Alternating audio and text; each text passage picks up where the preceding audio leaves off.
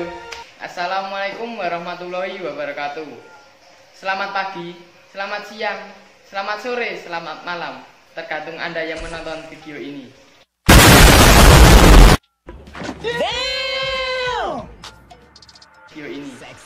Perkenalkan, nama saya Ferdi Eka Priyansah, absen 34, kelas 10 MIPA 4, SMA Negeri 1 Wonosari, Klaten. Di sini saya akan menjelaskan tentang hakikat ilmu kimia dalam kehidupan sehari-hari. Apa itu hakikat ilmu kimia? Hakikat ilmu kimia adalah benda-benda yang ada di sekitar kita yang dapat mengalami perubahan bentuk atau susunan partikel menjadi bentuk lain sehingga menyebabkan terjadi perubahan sifat dari sifat asalnya. Jadi, dapat kita simpulkan, ilmu kimia adalah cabang dari ilmu fisik yang mempelajari tentang susunan, struktur, sifat, dan perubahan materi. Ilmu kimia meliputi topik-topik seperti sifat atom, cara atom membentuk ikatan kimia untuk menghasilkan senyawa kimia, interaksi zat-zat melalui gaya antar molekul yang menghasilkan sifat-sifat umum dari materi, dan interaksi antar zat melalui reaksi kimia untuk membentuk zat-zat yang berbeda.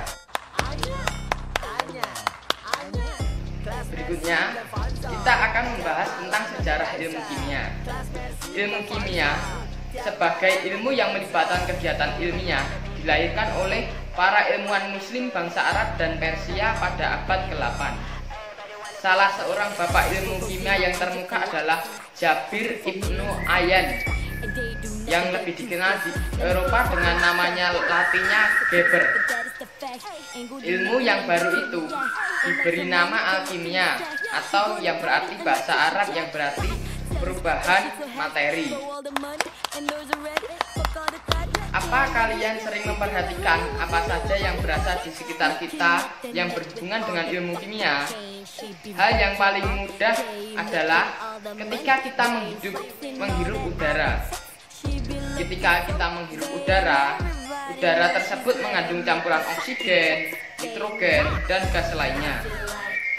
Contoh selanjutnya adalah bahan penyedap masakan seperti Masako, Royco, Moto, dan lainnya.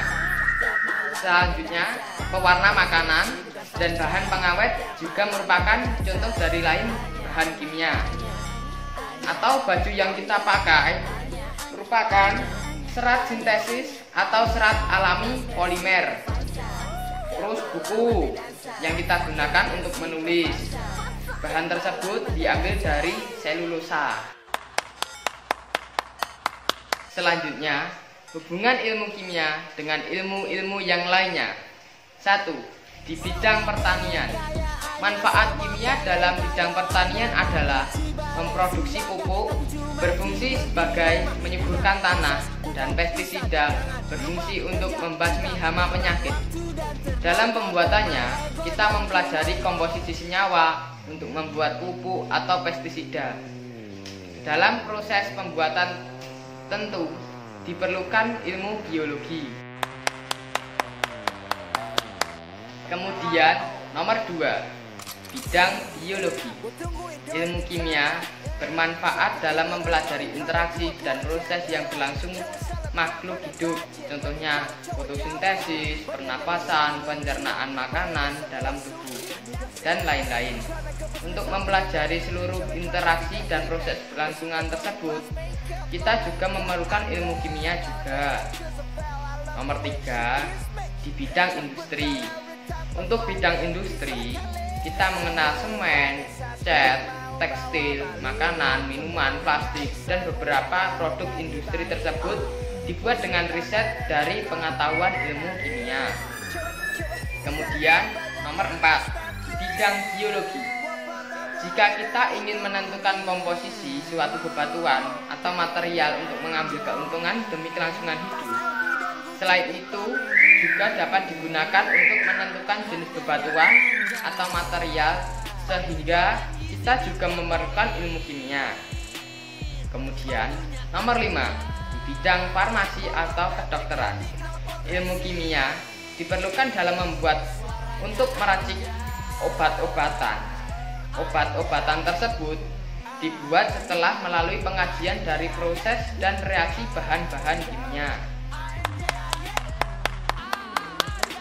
Setelah kita mempelajari hal-hal yang tadi, dapat kita simpulkan manfaat dari belajar ilmu kimia bukan hanya sekedar untuk mendapatkan nilai di sekolah loh. Ternyata ada banyak manfaat yang lainnya, antara lain 1. Dapat memahami alam beserta prosesnya. Sebagai contoh, saat kita bernafas, oksigen akan masuk ke dalam tubuh. Dalam tubuh, oksigen akan mengalami proses pembakaran agar dihasilkan energi. Kedua, dapat memahami produk-produk yang berguna dalam kebutuhan sehari-hari. Sebagai contoh, deterjen, sabun, odol, obat-obatan, dan lain sebagainya. Nomor 3, memahami berbagai jenis produk teknologi. Contohnya pesawat terbang, mobil, kulkas, dan lain sebagainya.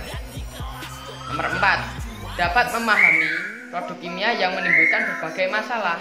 Contohnya DDT, CFC, atau freon itu ya, yang di AC itu unsur-unsur radioaktif dan merkuri. Nomor 5, dapat memahami bahan-bahan kimia beracun seperti formalin, borak, dan lain sebagainya.